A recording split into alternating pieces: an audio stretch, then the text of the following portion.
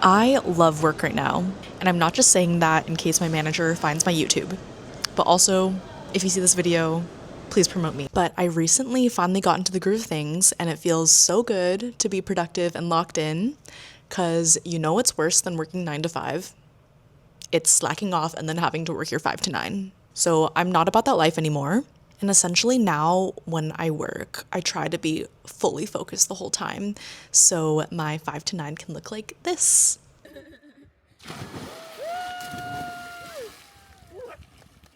I've been working for about a year now, which is crazy. And I've learned so many things, but this is by far the most important thing that I've learned. And I want to share it with you guys today because this mindset shift is like literally going to change your life.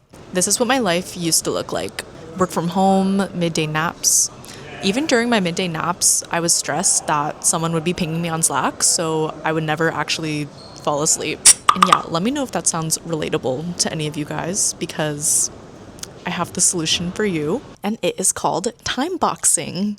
So, psychologically, when we feel like we have the whole day to work on something, we probably aren't gonna do it until the very end. And that's just a very real thing. It's like it'll balloon up to fill the time that you give it. So that's why you need to time box to make this time as short as possible. But essentially, I split the workday up into a morning block and an afternoon block. And what you do is you split up all your tasks for the day into the hard ones and the easy ones.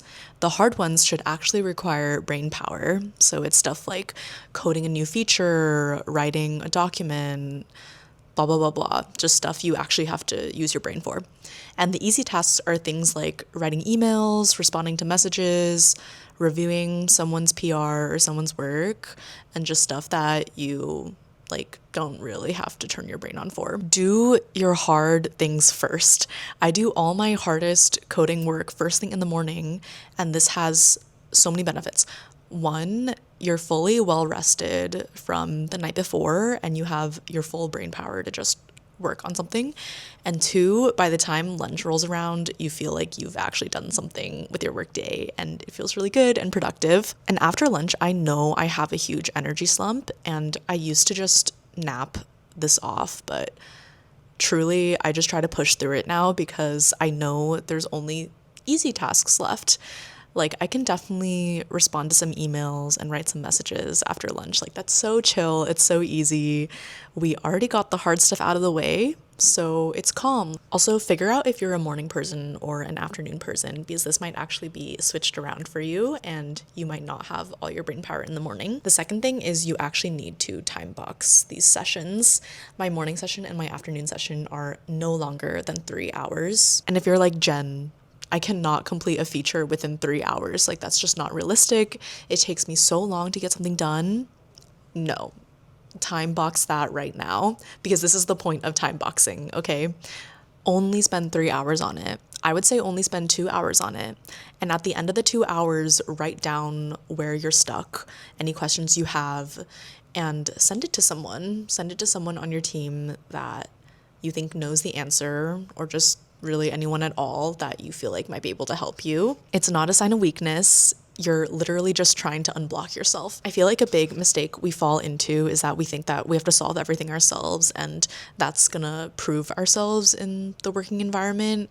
But truly, like, the most efficient people and the people that perform the best are the ones that know how to unblock themselves when it's time and know how to ask for help when it's time, because all that really matters is the output and how fast you get that done. And if that requires asking someone for their knowledge, like, what's wrong with that? Getting stuck in a time sinkhole is just not productive at all to, one, your mental health, and to the team if someone else is there that already knows the answer. And yes, I know this sounds very antithetical to the grind mindset. I feel like there are so many weird ass influencers who are out here posting about how they work from 8 a.m. to midnight.